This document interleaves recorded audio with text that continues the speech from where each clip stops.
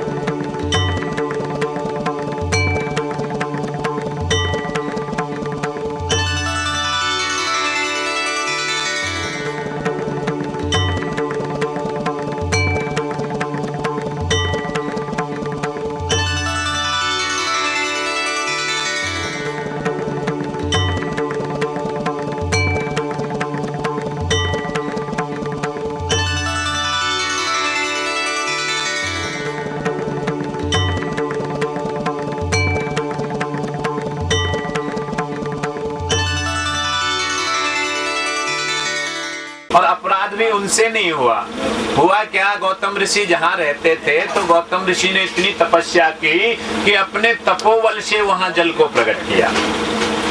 और महाराज वहां जब जल हो गया तो अन्यत्र ऋषि भी आ गए और भी ऋषि रहने लगे। और महाराज जब और ऋषि रहने लगे तो एक बार जल के ऊपर आपस में विवाद हो गया। ऋषि पत्नियां जल भर रही थी तो आपस में विवाद हो गया। तो कुछ ऋषि पत्नियां कहने लगे, बोले नहीं नहीं हम भरेंगे पहले। अहिल्या भी थी वहां, बोले नहीं नहीं हम भरेंगे पहले, हमारा नंबर है। अब बातों में बात बढ़ गई। अहिल्या ने कहा ये मेरे पति के तपोबल से जल उत्पन्न हुआ है। महाराज बात इतनी बढ़ गई और द्वेष आ गया। ऋषि पत्नी लौट गई, जल लेके नहीं गई, शाम को अपने अपने पतियों से शिकायत कर दी। बोलो राधे राधे।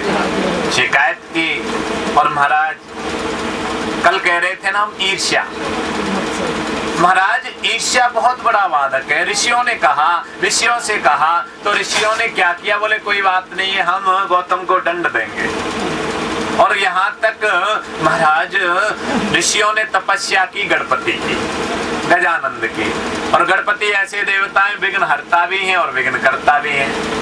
गणेश जी को किसी कार्य में महाराज सुमरोगे नहीं, सर्वप्रथम पूजोगे नहीं तो कोई ना कोई विघ्न खड़ा कर देंगे। और महाराज उनको सुमरोगे तो महाराज जीवन के सारे विघ्न भी हरण कर लेते हैं। बोलो राधे राधे। तो इन ऋषियों ने भगवान गणपति की उपासना की और भगवान गणपति प्रसन्न हो गए। भगवान गणपति जैसे ही प्रसन्न हुए, कहा ऋषियों से वरम प्रियात, बोले ऋषियों वरदान मांगो। तो इन ऋषियों ने कहा, बोले भगवान हमें गौतम ने अपमानित किया है, हमें गौतम ने अपमानित किया है, इसलिए आप गौतम को दंड, तो बड़े भगवान भक्त हैं, उनको मैं दंड कैसे दे सकता हूँ। बोले नहीं नहीं हमने तपस्या इसीलिए की है। अब भगवान गणपति धर्म संकट में फंस गए, क्योंकि देवता किस चीज के अधीन है, मंत्रों के, और मंत्र ब्राह्मणों के अधीन है। अब महाराज भगवान गणपति कहने लगे, बहुत समझाया ये किसी को कष्ट देना, लेकिन ऋषियों ने कहा महाराज हमने तो तपस्या इसीलिए की है। बोलो राधे राधे। बहुत से व्यक्ति अपना पूरा जीवन दांव पर लगा देते हैं, यहाँ तक कि अपना पूरा सर्वस्व लगा देते हैं। किस लिए? बोले मैं दुखी हूँ, इस चीज का कोई फर्क नहीं है, लेकिन ये सुखी नहीं रहना। महाराज दुखी नहीं रहना चाहिए, और वही स्थिति ऋषियों ने कर दी। अब तो महाराज गणपति ने बहुत समझाया, बोले ऐसा मत करो, यहाँ तक ये व्यक्ति अपना सर्वस्व नष्ट हो जाए लेकिन दूसरे को भी चैन से नहीं रहने देते। एक सज्जन थे महाराज, इन्होंने भगवान शिव की तपस्या की भगवान भोलेनाथ आसन हो गए, बोले भैया वरदान मांग। तो इसने कहा, बोले प्रभु मुझे ऐसा वरदान दे दो, मैं जो कामना करूं सो मुझे वो प्राप्त हो जाए। तो भगवान शिव ने इसको शंख दे दिया, बोले ये मेरा शंख ले जा, और जब तुझे जीवन में किसी भी वस्तु का अभाव लगे तो इस शंख से प्रार्थना करना और एक बार बजा देना, सो मिल जाएगी। लेकिन जाने लगा, भगवान ने एक बात और कह दी, बोले एक और बात सुनते जाओ। बोले कौन सी? बोले तुझे तो मिलेगा लेकिन तेरे पड़ोसी को डबल मिलेगा। तुझे एक वस्तु मिलेगी, वो तेरे पड़ोसी को डबल मिलेगी। कोई से इसका मन का जो द्वेष है ना वो निकल जाएगा। जो इसके मन में ईर्ष्या है अपने पड़ोसियों के प्रति, अपने सगे संबंधियों के प्रति, तो वो ईर्ष्या इसकी खत्म हो जाएगी, क्योंकि ये वो करेगा तो कोई बात नहीं, उनको भी मिलेगा, तो ये सहर्ष साथ में रहेंगे। तो भगवान ने तो इसलिए वो किया था, लेकिन ये बात बिल्कुल उल्टी हो गई। इसने उस शंख को रख दिया। एक बार इसके जीवन में अभाव आ गया, और जब अभाव आ गया, कुछ नहीं बचा, तो पत्नी ने ध्यान दिलाया, बोले तुमने तपस्या की थी, भगवान शिव ने तुम्हें शंख दिया था, उसका उपयोग करो। तो महाराज इसको याद आ गया। बोलो राधे राधे। और महाराज जैसे इसको याद आया तो इसने शंख को उठाया और हाथ जोड़े शंख के और कहा, हे भगवान, मैंने थोड़ी सी भी तपस्या की है तो मेरे जीवन का जितना भी अभाव है धन का, और महाराज वो मिट जाए। तो महाराज इसने तुरंत शंख को बजाया, इसके जीवन का अभाव मिट गया। लेकिन जैसे इसने दूसरी दृष्टि से सामने देखा तो इससे डबल महाराज पड़ोसियों के आनंद होने लगा। अब इसको पड़ोसियों का उत्कर्ष सहन नहीं हुआ। कोई बात नहीं है, फिर ये सोचने लगा। तो महाराज फिर दूसरे दिन इसने क्या किया, भगवान शंकर से फिर प्रार्थना की, बोले ये मैं भी चैन से नहीं रहने दूंगा। बोलो राधे राधे। इसने क्या किया, बोले हे भगवान ऐसा करो, अगर मेरे ऊपर आप कृपा करना चाहते हो तो मेरी एक आंख को बंद कर दो, एक आंख को खराब कर दो। बोले मैं तो एक से ही काम चला लूंगा। महाराज इसकी एक आंख खराब हुई, पड़ोसी की डबल हो गई, क्योंकि दूसरे को कष्ट ही देना था इसको। और महाराज इसने फिर कामना की, और फिर क्या कामना की, बोले भगवान मेरे घर के सामने एक सुंदर सा एक बड़ा सा कुआं खुद जाए। इसके घर के सामने एक, पड़ोसी के सामने डबल, और उनको दिखता भी नहीं था महाराज। और वो रात के अंधेरे में जा गिरे। तो कहने का भाव ये है, इसने अपना शरीर भी नष्ट किया। शरीर नष्ट करने के बाद भी व्यक्ति दूसरों को कष्ट देते हैं, अपना धन नष्ट करने के बाद भी दूसरों को कष्ट देते हैं। यहाँ गणपति ने बड़ा समझाया, बोले आपने तपस्या की है क्या दूसरे को कष्ट देने के लिए? बोले हाँ, हमने तो इसीलिए तपस्या की है। तो भगवान गणपति ने बहुत समझाया, नहीं माने। लेकिन देवता तो मंत्रों के अधीन है और मंत्र ब्राह्मणों के अधीन है, इसलिए भगवान गणपति को इनकी बात माननी पड़ी। बोले कोई बात नहीं है, हम गौतम को कोई न कोई कष्ट देंगे। अब महाराज दूसरे दिन भगवान गणपति एक गाय का रूप बनाकर और महाराज गौतम की कुटिया के पास आ पहुंचे। गौतम ऋषि संध्या बंदन में बैठने ही वाले थे, तो इन्होंने देखा गाय घास लगा रखी थी गौतम ऋषि ने, और उस घास को गौतम ऋषि गणपति पर रोज चढ़ाते थे, भगवान शिव पर चढ़ाते थे। तो गौतम ने सोचा, बोले इस घास को अगर गाय खा जाएगी तो कल से मैं गणपति को क्या चढ़ाऊंगा, भगवान शिव को क्या चढ़ाऊंगा। तो महाराज इन्होंने हाथ से उस गाय को थोड़ा सा धक्का लगाया। द्वारका धाम भारत के 4 धामों में से एक महत्वपूर्ण धाम है। द्वारिका गुजरात के सौराष्ट्र क्षेत्र में जामनगर नामक सुंदर नगर के समीप समुद्र तट पर स्थित है। यहाँ भगवान श्री कृष्ण का द्वारकाधीश नामक प्रसिद्ध मंदिर है। पुराणों के अनुसार श्री कृष्ण जी ने अपने जीवन के उत्तरार्ध में शांति पूर्वक एकांत क्षेत्र में रहने के उद्देश्य से सौराष्ट्र में समुद्र तट पर द्वारकापुरी नामक नगरी बसाकर आसपास के क्षेत्र में अपना राज्य स्थापित किया था।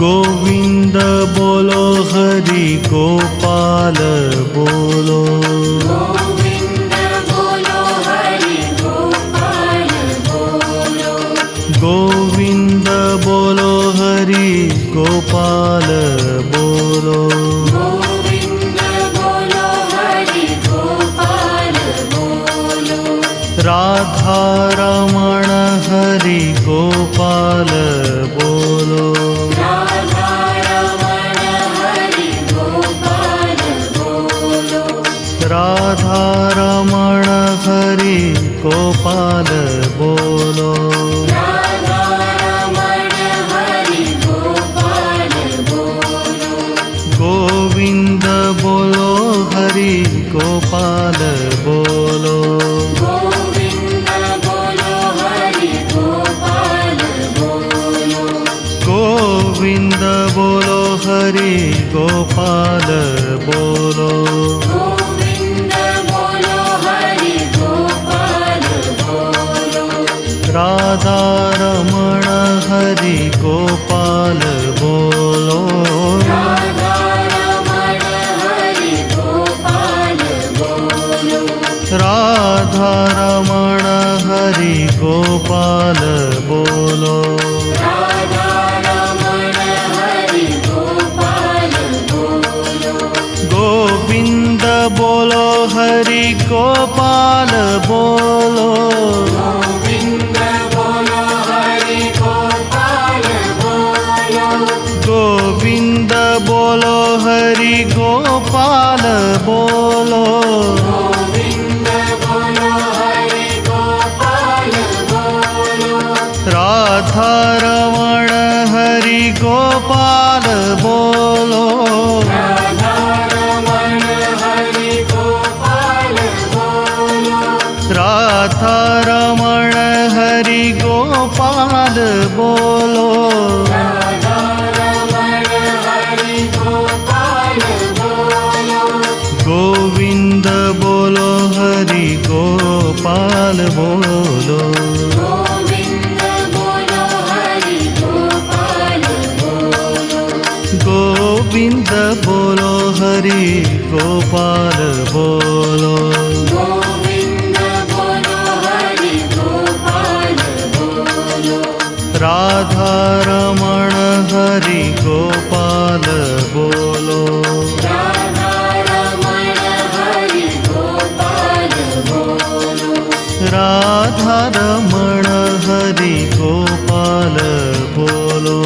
राधा रमण हरि गोपाल बोलो गोविंद बोलो हरि गोपाल बोलो गोविंद बोलो हरि गोपाल बोलो गोविंद बोलो हरि गोपाल बोलो गोविंद बोलो हरि गोपाल बोलो राधा रमण हरि गोपाल बोलो राधा रमण हरि गोपाल बोलो राधा रमण हरि गोपाल बोलो राधा रमण हरि गोपाल बोलो गोविंद बोलो गोपाल बोलो गोविंद बोलो गोपाल बोलो गोविंद बोलो गोपाल बोलो गोविंद बोलो गोपाल बोलो राधा रमण हरि गोपाल बोलो राधा रमण हरि गोपाल बोलो राधा रमण हरि गोपाल बोलो गोविंद बोलो हरि गोपाल बोलो गोविंद बोलो हरि गोपाल बोलो गोविंद बोलो हरि गोपाल बोलो गोविंद बोलो हरि गोपाल बोलो गोविंद बोलो हरि गोपाल बोलो गोविंद बोलो हरि गोपाल बोलो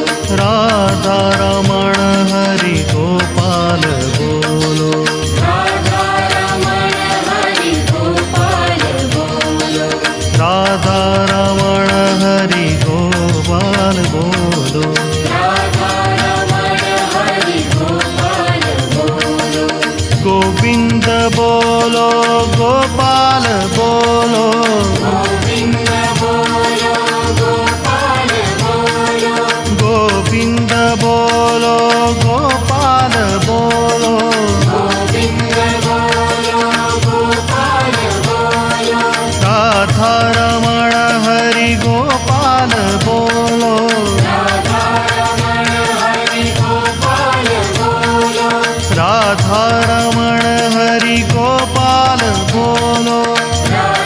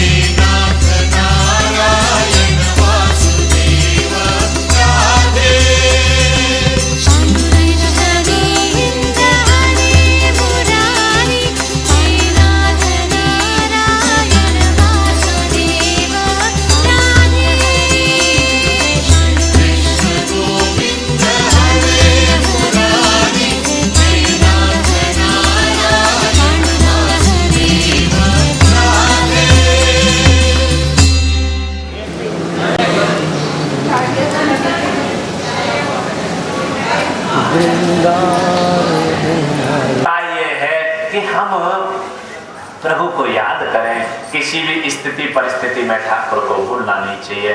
बोलिए वाके बिहारी लाल की। लगन प्रभु से लगा बैठे जो होगा देखा जाएगा। लगन प्रभु से लगा बैठे जो होगा देखा जाएगा। तो मैं अपना बना बैठे जो होगा देखा जाएगा। लगन प्रभु से लगा बैठे जो होगा देखा जाए। जो होगा देखा जाएगा। जो होगा देखा जाएगा। जो होगा देखा जाएगा। जो होगा देखा जाएगा। तो मैं अपना बना बैठे जो होगा देखा जाएगा। तो मैं अपना बना बैठे जो होगा देखा जाएगा। कभी दुनिया से डरते थे कि चुप चुप याद करते थे। कभी दुनिया से डरते थे कि चुप चुप याद करते। कि चुप चुप याद करते थे। कि अब पर्दा हटा बैठे जो होगा देखा जाएगा। कि अब पर्दा हटा बैठे जो होगा देखा जाएगा। कभी डर था कि ये दुनिया हमें बदनाम ना कर दे। कभी डर था कि ये दुनिया हमें बदनाम ना कर दे। शर्म सब बेच खा बैठे जो होगा देखा जाएगा। शर्म सब बेच खा बैठे जो होगा देखा जाएगा। दीवान होने के बाद अगर संतोष नहीं आया वही दरिद्र है। सुदामा को दर्द नहीं कह सकते, गरीब हैं सुदामा महाराज। बोलो राधे राधे। सुदामा के जो स्वजन है ना वो भी सुदामा से किनारा कर लेते हैं। सुदामा जी अगर उनके घर के सामने होके निकल भी जाते हैं तो ये सोचते हैं, बोले भैया कहीं कुछ मांगने तो नहीं आया है। बोलो राधे राधे। कहीं ये कुछ मांगने तो नहीं आया हमसे। देने वाले किसी को गरीबी मत दे, मौत दे दे पर बदनसीबी मत दे। महाराज गरीबी में क्या होता है कि अपने स्वजन ही मुंह मोड़ लेते, सोचते हैं बोले कुछ मांगने के लिए आएगा। जमाने में बहुत होते हैं जब पैसा पास होता है टूट जाता है गरीबी में जो रिश्ता खास होता है महाराज। खास से खास पहचानने से इनकार कर देते। बोलो राधे। भैया एक दिन सुदामा जी की पत्नी सुशीला ने सुदामा जी से पूछा, बोले प्रभु मैंने सुना है आपके मित्र द्वारकाधीश हैं। और भैया जैसे ही द्वारकाधीश का नाम सुना सुदामा जी ने तो सुदामा जी तो मस्त हो गए। बोले सुशीला तुझे किसने बताया मेरा मित्र द्वारकाधीश है? अरे मित्र ही नहीं है वो तो मेरा खास यार है, लंगोटिया यार है। तो सुशीला ने आशा की, बोले प्रभु कभी आपका मन नहीं करता तो सुदामा जी से कहा, बोले द्वारकाधीश से मिलने का कभी आपका मन नहीं करता? तो सुदामा जी हंस के कहने लगे, सुशीला देख हम मित्र तो हैं लेकिन आज वो द्वारका का राजा है अपनी कुटिया पर आ जाओ। लेकिन मैं द्वारिकाधीश के इस पास इस स्थिति में जाऊंगा तो संसारवासी क्या कहेंगे, बोले सुदामा कुछ मांगने के लिए आया, और मांगने के लिए आया है। मैं ठाकुर के दरबार में अगर ऐसे कपड़े पहन के जाऊंगा, इस महाराज वेश में जाऊंगा तो मेरे यार की नीची होगी, मेरे यार का महाराज दिल दुखेगा। लोग कहेंगे देखो भगवान द्वारिकाधीश का यार महाराज इतना निर्धन, जो ठाकुर का यार है। तो इसलिए मैं तो सोचता हूँ जब मुझे अपने ठाकुर से मिलना होता है ना, नेत्र बंद करता हूँ और महाराज ठाकुर के दर्शन कर लेता हूँ। और दूसरी बात ये है सुशीला, घर मित्र के घर और महाराज प्रभु के यहाँ, पिता के यहाँ महाराज मंदिर में खाली हाथ नहीं जाना चाहिए। कुछ जगह ऐसी है जैसे कथा में महाराज मंदिर में चाहे तुलसी पत्र लेके जा रहे हो, लेकिन खाली हाथ नहीं जाना चाहिए। खाली हाथ कहाँ जाते हैं, जहाँ कोई डेथ हो जाती है। बोलो राधे। तो मेरे पास कुछ भेंट नहीं है ठाकुर को ले जाने के लिए, तो इसलिए मैं तो दर्शन करता हूँ और महाराज प्रभु के नेत्र बंद करके उसी में मस्त रहता हूँ। बोलिए के बिहारी लाल की। सुशीला ने विनय की, बोले प्रभु आप बुरा न माने तो आपके लिए ले जाने के लिए भेंट मैं तैयार कर दूं, मैं ला दूं। सुशीला का मन रखते हुए सुदामा जी तो जाने के लिए तैयार नहीं थे। सुशीला का मन रखने के लिए सुदामा जी जाने को तैयार हुए। महाराज सुदामा जी को सुशीला ने एक याचिका चक्रो मुष्टिन विप्राम प्रतप तंडुलान 4 जगह से 4 मुट्ठी चावल दे दिया। बोलो राधे राधे। और एक बिलस्त्र कपड़े में बांध दिया। चाहती तो सुशीला एक घर से भी ले आती, लेकिन सुशीला ने सोचा, बोले जब द्वारकाधीश मेरे पति से पूछेंगे बोले सुदामा जी कैसे हो, तो एक ही बात कहेंगे, बोले मुझसे बड़ा सुखी संसार में कोई नहीं है ठाकुर, मैं ही सबसे बड़ा सुखी हूँ। लेकिन जब ठाकुर इस सौगात को देखेंगे, इन चावलों को देखेंगे, 4 घर के चावलों को देखेंगे, तो महाराज जो 4 घर के चावल होंगे वो भिन्न भिन्न अनाज होगा। कोई महाराज गोल्डन चेला होगा, कोई बासमती होगा, कोई मच्छर चावल होगा, तो तुरंत पहचान जाएंगे। बोले सुदामा के जीवन में इतनी बड़ी गरीबी है तो 4 मुट्ठी चावल नहीं है लाने के लिए, तो तुरंत समझ जाएंगे। तो इसलिए 4 मुट्ठी चावलों को रखा और सुदामा जी को दे दिया। सुदामा जी ने वो पोटली ली, बगल में दवाई, हाथ में लष्टका ली। महाराज एक धोती आदि पहन रखी, आदि ओढ़ रखी है, मस्तक पर ब्रह्म तेज झलक रहा है और महाराज प्रभु से मिलने के लिए सुदामा जी चलते हैं। गोकुल के ग्वाले से मेरा रिश्ता पुराना है, गोकुल के ग्वाले से मेरा रिश्ता पुराना है। हम बाल सखा इनके ये तो अपना गाना है, गोकुल के ग्वाले से मेरा रिश्ता पुराना है। ओ गोकुल के ग्वाले से मेरा रिश्ता पुराना है। हम बाल सखा इनके ये तो अपना गाना है, गोकुल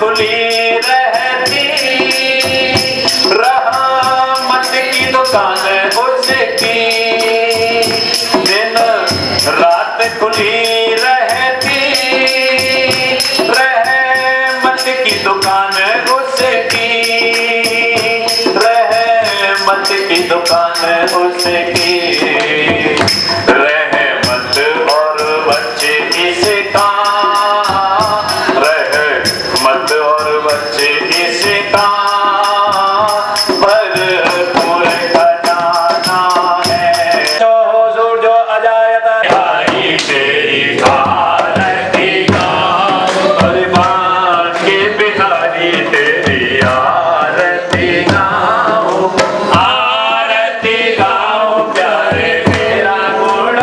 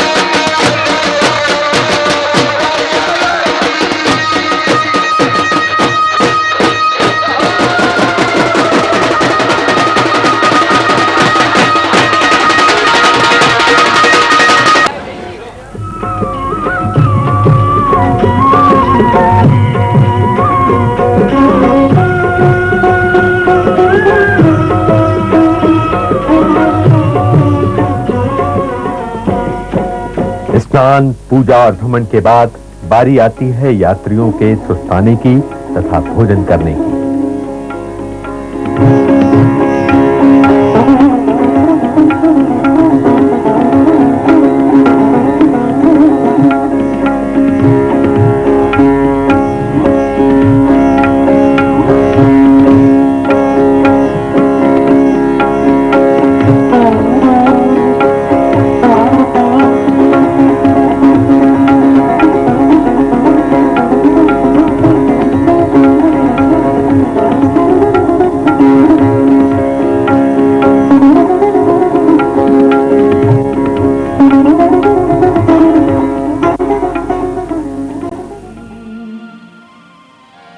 अरे सांवरे सलाले की मैं सांवरी बनूं, सांवरे सलाले की मैं सांवरी बनूंगी, सांवरे सलाले की मैं सांवरी बनूंगी, सांवरे सलाले की मैं सांवरी बनूंगी, सांवरी बनूंगी मैं तो सांवरी बनूंगी, सांवरी बनूंगी मैं तो सांवरी बनूंगी, ओ सांवरी बनूंगी, बाबरे पिया की मैं तो सांवरी बनूंगी, बाबरे पिया की मैं तो सांवरी बनूंगी, बाबरे पिया की मैं तो सांवरी बनूंगी, हे सांवरे सलाले की मैं सांवरी बनूंगी, सांवरे सलाले की मैं सांवरी बनूंगी।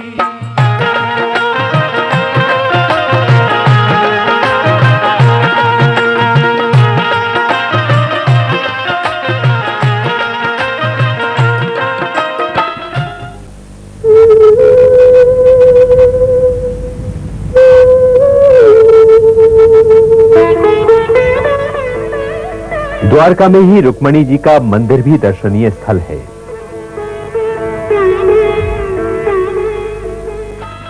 चांद से पिया की मैं तो चांदनी बनूंगी, चांद से पिया की मैं तो चांदनी बनूंगी, चांद से पिया की मैं तो रागनी बनूंगी, चांद से पिया की मैं तो चांदनी बनूंगी, ए चांदनी बनूंगी, पीहा पपीहा मैं तो साधनी बनूंगी, ओ सावरिया पपीहा मैं तो साधनी बनूंगी, पिया पपीहा मैं तो साधनी बनूंगी, ओ पिया पपीहा मैं तो साधनी बनूंगी, साधनी बनूंगी मैं तो साधनी बनूंगी, साधनी बनूंगी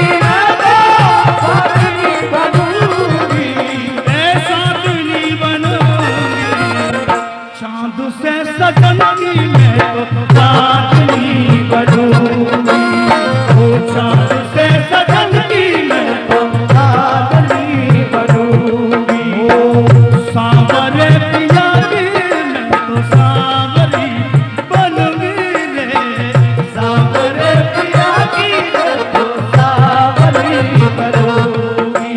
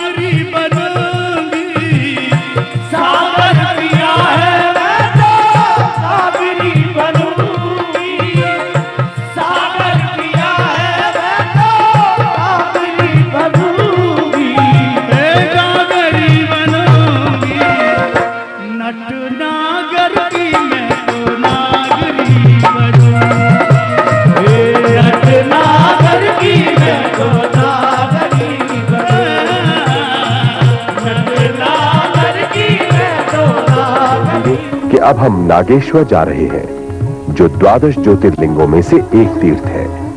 द्वारिका जाने वाले अधिकांश यात्री नागेश्वर ज्योतिर्लिंग के दर्शन करने अवश्य जाते हैं। डमरू वाले बाबा जी तेरा डमरू बजे बम बम, अगर बम बम। हो डमरू वाले बाबा जी तेरा डमरू बजे बम बम, अगर बम बम।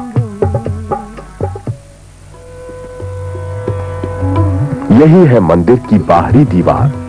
आप कुछ ही देर में ज्योतिर्लिंग के दर्शन करेंगे।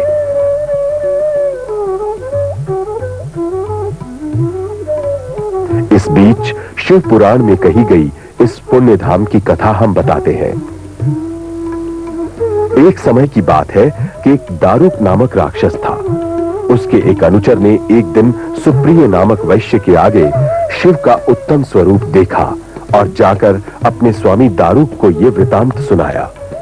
दारुक ने अपने अनुचर की बात सुनी तो वो सुप्रिय वैश्य के पास गया और उसे पूरी बात सुनाने के लिए बाध्य किया और धमकी दी कि यदि उसने कुछ छिपाया तो वो उसे जान से मार डालेगा।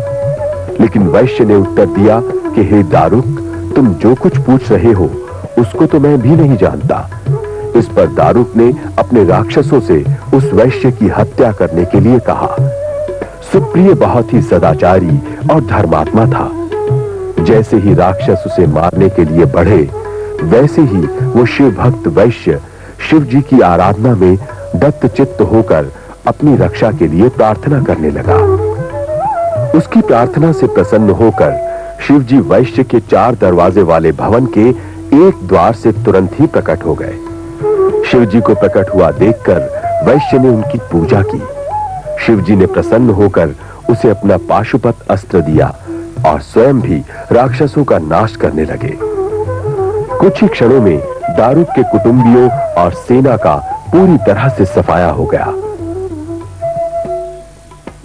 फिर उन्होंने उस वन को वर देकर ब्राह्मण, क्षत्रिय, वैश्य और शूद्र चारों वर्णों को वहां रहने का अधिकार दिया। राक्षसों का विनाश देखकर दारुका नामक राक्षसी अपने कुटुंब की रक्षा के लिए पार्वती जी की प्रार्थना करने लगी। उसकी प्रार्थना से संतुष्ट होकर पार्वती जी ने शिव जी से विग्रह किया। इस पर शिव जी ने पार्वती जी से कहा, तुम जैसा चाहो वैसा करो। तब पार्वती जी बोली कि ये राक्षसी दारुका मेरी शक्ति है। कलयुग के अंत में तामसी सृष्टि पैदा होगी। इससे ये राक्षसों में बलवान होकर उन पर राज्य करेगी और ये सृष्टि भी राक्षसों की होगी। पार्वती की बात सुनकर भगवान शंकर कुछ देर मौन रहे, फिर मन ही मन प्रसन्न होकर कहने लगे, तब मैं भी अपने भक्तों की रक्षा के लिए इस वन में निवास करूंगा। जो कोई अपने वर्ण धर्म के अनुसार आचरण करते हुए यहाँ पर मेरा दर्शन करेगा वो चक्रवर्ती राजा होगा। इस प्रकार सतयुग के शुरू में वीरसेन नामक राजा होगा जो यहाँ मेरे दर्शन कर चक्रवर्ती सम्राट बनेगा। फिर कुछ देर बाद शिव तथा पार्वती दोनों वहीं स्थित हो गए। इस प्रकार यहाँ पर शिव जी नागेश्वर ज्योतिर्लिंग के नाम से तथा पार्वती जी नागेश्वरी के नाम से प्रसिद्ध हुई।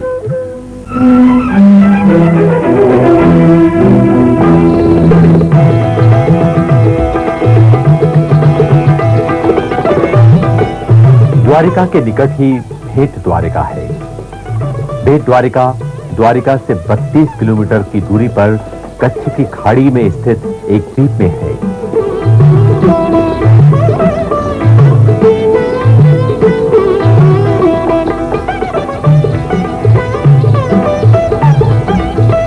बेट द्वारका नाव द्वारा जाया जाता है। यहाँ 2 मंदिर है, एक रणछोड़ जी का और दूसरा शंखोद्वार का।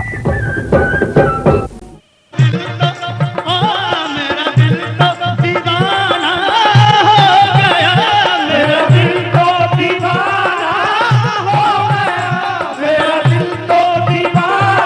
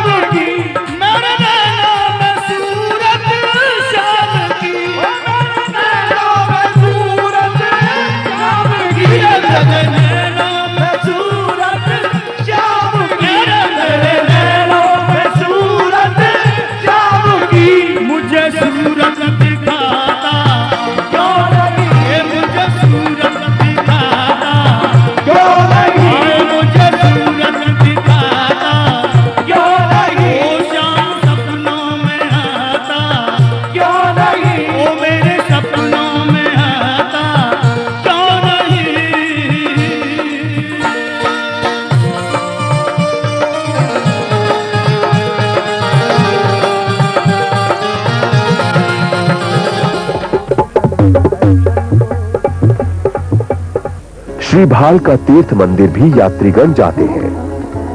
मान्यता है कि भगवान श्री कृष्ण को जंगल में विश्राम करते समय यहीं पर पांव में तीर लगा था। भगवान कृष्ण की अति सुंदर मूर्ति है जिसमें कृष्ण लेटे हुए हैं।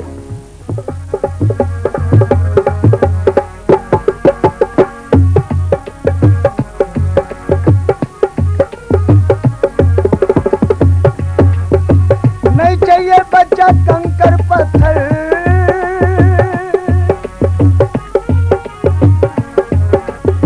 नहीं चाहिए बच्चा कंकर। निकट ही एक वृक्ष है। दूसरी ओर वो शिकारी दर्शाया गया है जिसने भूल से बाण चलाया था। दिखा दे शिव आया है दर्शन को, तेरे पुत्र का दर्शन दिखा दे, शिव आया है दर्शन को। रोज बुलन के रोज महादेव जी कहने लगे शिव गोरा को, जल्दी करो तैयार ना दिया, चलो कृष्ण के दर्शन को।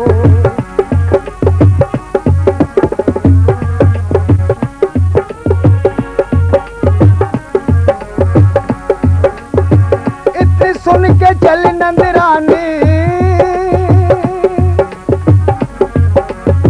इतने सुन के चल नंदरानी, जटमतिरा को ढाया है।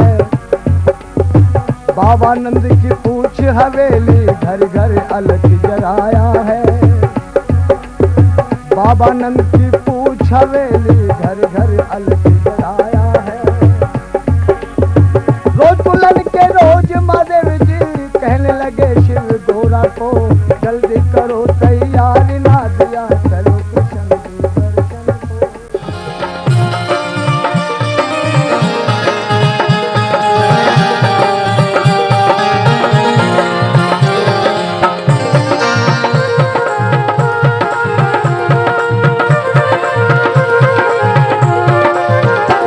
सदियों से सदियों से सदियों से भटक रहा दर दर पर, सदियों से भटक रहा दर दर पर, सदियों से भटक रहा दर दर पर, सदियों से भटक रहा दर दर पर, सदियों से भटक रहा दर दर पर, सदियों से भटक रहा दर दर पर, सदियों से भटक रहा दर दर पर। मुझे दर पर बुलाता क्यों नहीं, मुझे दर पर बुलाता क्यों नहीं, हाँ मुझे दर पर बुलाता क्यों नहीं, शाम सपनों में आता क्यों नहीं।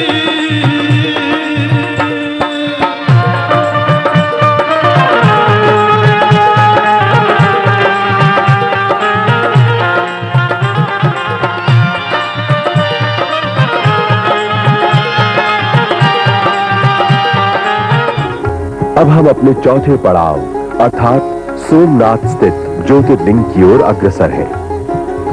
ये प्रभास पाटन स्थान पर है तथा भारत में प्राचीन स्थानों में से एक है। इस पवित्र तीर्थ स्थल का उल्लेख ऋग्वेद, स्कंद पुराण और महाभारत में भी आया है। शिव पुराण के 14वें अध्याय के अनुसार ज्योतिर्लिंगों में सबसे पहले सोमनाथ का नाम आता है। दक्ष प्रजापति की 27 कन्याएं थीं जो उसने चंद्रमा से ब्याह दी। इससे चंद्रमा बहुत शोभायमान हुए। साथ ही दक्ष कन्याएं भी पति के रूप में चंद्रमा को पाकर विशेष शोभा को प्राप्त हुई। इन पत्नियों में रोहिणी नामक पत्नी चंद्रमा को सबसे प्रिय थी। इससे उसकी अन्य बहनें बहुत दुखी हुई और वो अपने पिता के पास जाकर अपना हाल सुनाने लगी। उनकी बातें सुनकर पिता को भी दुख हुआ। दक्ष प्रजापति स्वयं चंद्र देवता के पास गए और उनसे बोले, तुम निर्मल कुल में पैदा हुए हो, इसलिए अपनी पत्नियों के साथ तुम्हारा एक जैसा प्रेम होना चाहिए, अन्यथा शास्त्रानुसार आप नरक के भागी होगे। दक्ष प्रजापति को विश्वास था कि अब उसकी पुत्रियों के साथ एक जैसा व्यवहार होगा, परंतु चंद्रमा तो रोहिणी पर इतने आसक्त थे कि उन्होंने शेष पत्नियों का आदर ही नहीं किया। दक्ष ने क्रोध में आकर चंद्रमा को क्षय रोग से पीड़ित होने का शाप दिया। फलस्वरूप चंद्रमा की शक्ति दिन प्रतिदिन क्षीण होती चली गई। संसार में हाहाकार मच गया। देवता और ऋषि सभी चिंतित हो गए। इंद्र आदि देवता तथा वशिष्ठ जी आदि ऋषि मुनि ब्रह्मा जी की शरण में गए और उनसे चंद्र को दिए गए शाप को वापस लेने का अनुरोध करने लगे। ब्रह्मा ने उन्हें समझाया कि वो दक्ष का दिया शाप बदल नहीं सकते, इसलिए निवारण का उपाय ये है कि चंद्रमा देवताओं को साथ लेकर प्रभास नामक क्षेत्र में जाएं और शिवलिंग की प्रतिष्ठा कर तपस्या करें। चंद्र ने लगातार 38 महीने तक तपस्या की। शिव जी ने प्रसन्न होकर वरदान दिया कि अब से एक ही पक्ष में तुम्हारी कला प्रतिदिन एक एक करके क्षीण होगी और दूसरे पक्ष में निरंतर बढ़ती जाएगी। उसी स्थान पर शिव जी निराकार होकर साकार हुए थे।